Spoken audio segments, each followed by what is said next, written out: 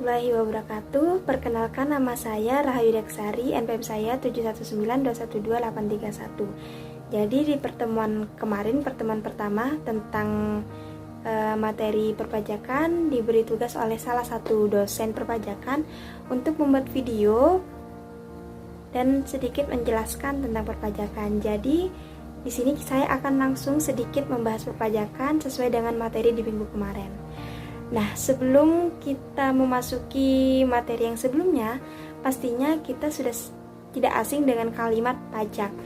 Nah, banyak sekali kira-kira nih, teman-teman semua sudah membayar pajak atau belum? Nah, hal itu akan semakin menarik ketika kita dapat memahami pengertian dari pajak terlebih dahulu. Jadi, kita di sini dapat memahami pengertian pajak yang telah diatur dalam menurut Undang-Undang Nomor 28 Tahun 2007 Pasal 1 poin pertama. Di situ disebutkan bahwa pajak adalah kontribusi wajib kepada negara yang terutang oleh pribadi ataupun badan yang bersifat memaksa berdasarkan undang-undang dengan tidak mendapatkan imbalan secara langsung dan digunakan untuk keperluan negara bagi sebesar-besarnya kemakmuran rakyat. Bagi sebesar-besarnya kemakmuran rakyat. Di sini kita dapat memetik kalimat bahwa tujuan dari pajak ini adalah untuk kemakmuran kita. Setelah itu kita dapat memahami fungsi dari pajak tersebut. Yang pertama sebagai sarana stabilitas perekonomian, yang kedua sebagai sarana pemerataan pendapatan masyarakat atau distribusi, yang ketiga sebagai pengatur kegiatan ekonomi, dan yang keempat sebagai sumber penerimaan negara. Nah, setelah itu kita harus memahami pajak itu diklasifikasikan menjadi 4 bagian. Yang pertama, pajak menurut sifatnya. Yang kedua, menurut pengelolaannya. Yang ketiga, menurut subjeknya. Dan yang keempat, menurut asalnya. Setelah dibagi 4 ini masih dibagi-bagi lagi loh teman-teman. Jadi kayak yang menurut pajaknya ini, pajak menurut sifatnya ini dibagi menjadi 2, secara langsung dan tidak langsung. Kalau yang langsung ini contohnya seperti pajak PBB, yang dimana maksudnya itu hanya dipungut setahun 1 kali dan juga berdasarkan surat keterangan dan tidak dapat dilimpahkan. Itu contoh dari pajak langsung.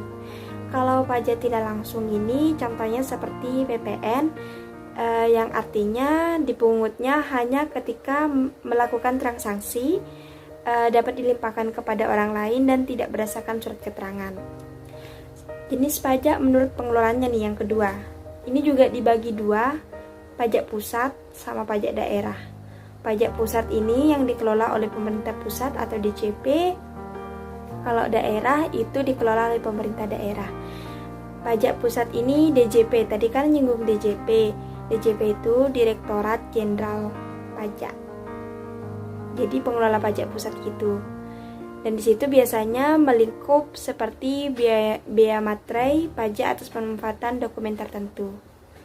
Selain itu, pajak daerah itu biasanya kalau dalam provinsi seperti PKB, pajak kendaraan bermotor, bea balik nama kendaraan bermotor, pajak bahan bakar kendaraan bermotor. Kalau pajak daerah bagian kota atau kabupaten, itu biasanya seperti pajak bumi dan bangunan perdesaan dan perkotaan atau PBB, pajak restoran, pajak parkir, hiburan, dan semacamnya. Jenis pajak menurut subjeknya seperti yang tadi pengertian pasal Undang-Undang Nomor 28 Tahun 2007. Kalau pajak itu dibayar menurut perorangan atau badan usaha. Sama jenis pajak itu menurut subjeknya itu ada 2, yaitu menurut perorangan dan juga badan usaha. Terus ada pajak menurut asalnya. Pajak menurut asalnya ini juga dibagi menjadi 2. Jadi ada pajak luar negeri sama pajak dalam negeri. Pajak luar negeri ini adalah pajak yang dilakukan orang pribadi ataupun badan yang bertempat tinggal di luar Indonesia, di luar negeri, di luar Indonesia. yang dapat menerima atau memperoleh penghasilan dari Indonesia, baik melalui ataupun tanpa melalui bentuk usaha tetap. Kalau yang dalam negeri itu orang pribadi yang bertempat tinggal atau berada di Indonesianya langsung. Peran pajak dalam pembangunan bangsa atau APBN itu persentasenya kalau 31 itu 31,68% itu yang bukan pajak, dan 68,14% itu pajaknya. Berarti pajak ini berpengaruh banget, berperan banget terhadap pembangunan bangsa.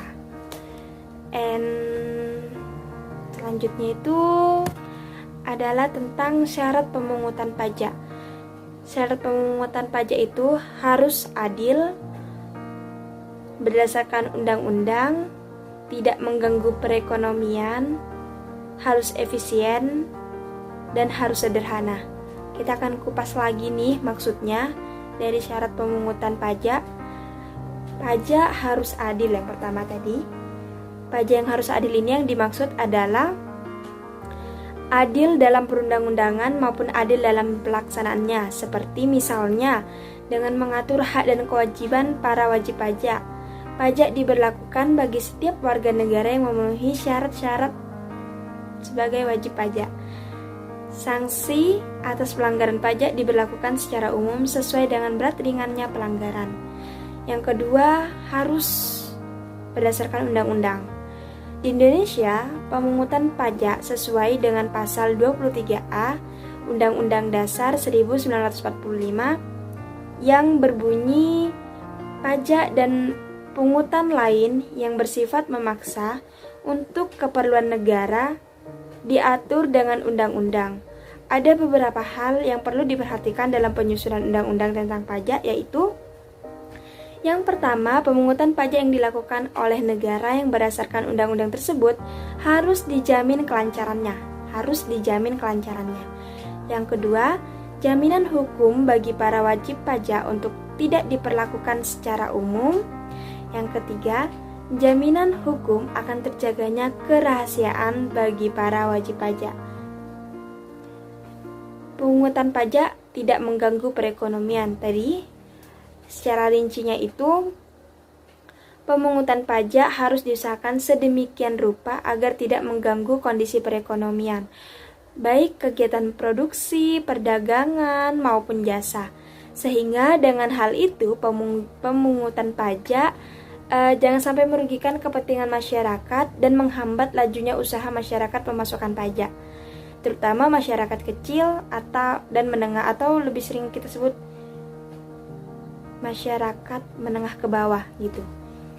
Yang keempat, ada pemungutan pajak harus efisien. Nah, biaya-biaya yang dikeluarkan dalam rangka pemungutan pajak harus diperhitungkan. Jangan sampai pajak yang diterima lebih rendah daripada biaya pengurusan pajak tersebut. Oleh karena itu, sistem pemungutan pajak harus sederhana dan mudah dilaksanakan. Dengan demikian, wajib pajak itu gak akan mengalami kesulitan dalam pembayaran pajak, baik dari segi perhitungan maupun waktu, karena sudah efisien gitu, udah jelas. Dan yang kelima, ada sistem pemungutan pajak harus sederhana. Bagaimana pajak dipungut akan sangat menentukan keberhasilan dalam pungutan pajak tersebut.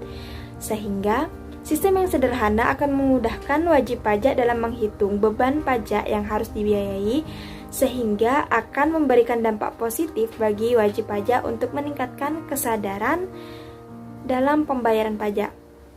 Sebaliknya, jika pungutan pajak rumit, maka orang semakin enggan kan untuk membayar pajak. Jadi contohnya nih, bea materai disederhanakan dari 167 macam tarif menjadi 2 macam tarif di Indonesia, yaitu misalnya tarif materai 3.000 dan 6.000 gitu.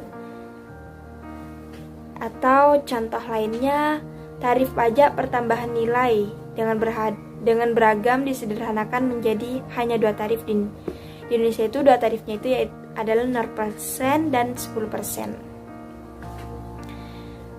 Atau contoh lainnya lagi nih, terakhir Contoh terakhirnya, pajak persorangan untuk badan dan pajak pendapatan untuk persorangan yang disederhanakan menjadi pajak penghasilan atau PPh yang berlaku bagi badan maupun perorangan pribadi.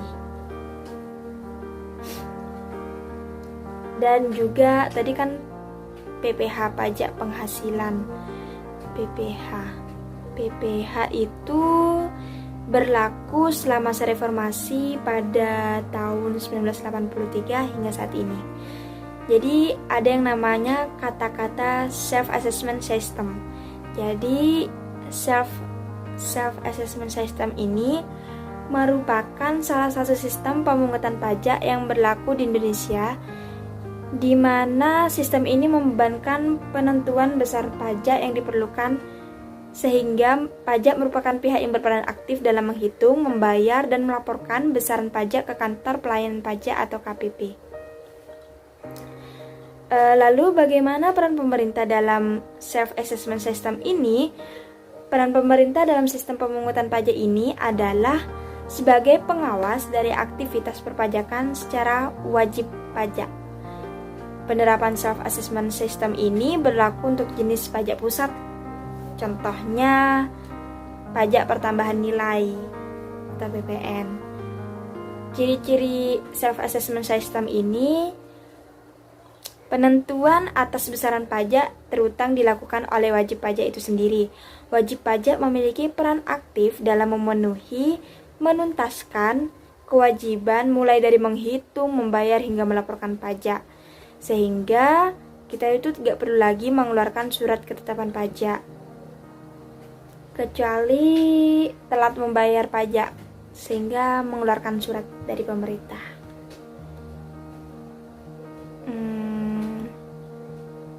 Ada juga tadi kan ada yang namanya self-assessment system, setelah itu ada yang namanya official assessment system.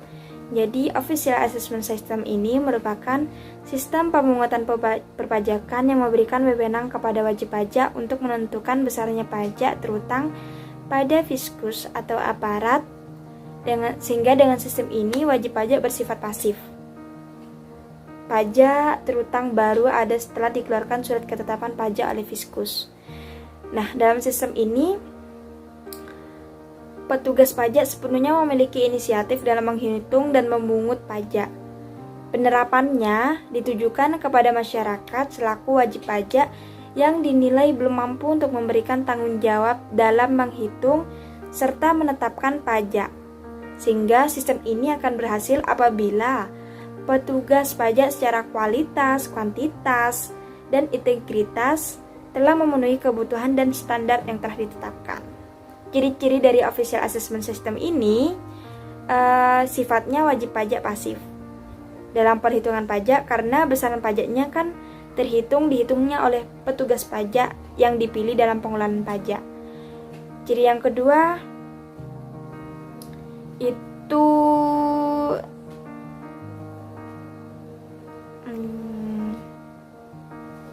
karena petugasnya yang mengelola pajak, yang memilih, yang menghitung juga, sehingga dengan hal ini pajak terutang timbul setelah petugas pajak menghitung pajak yang terutang dengan diterbitkannya surat ketetapan pajak.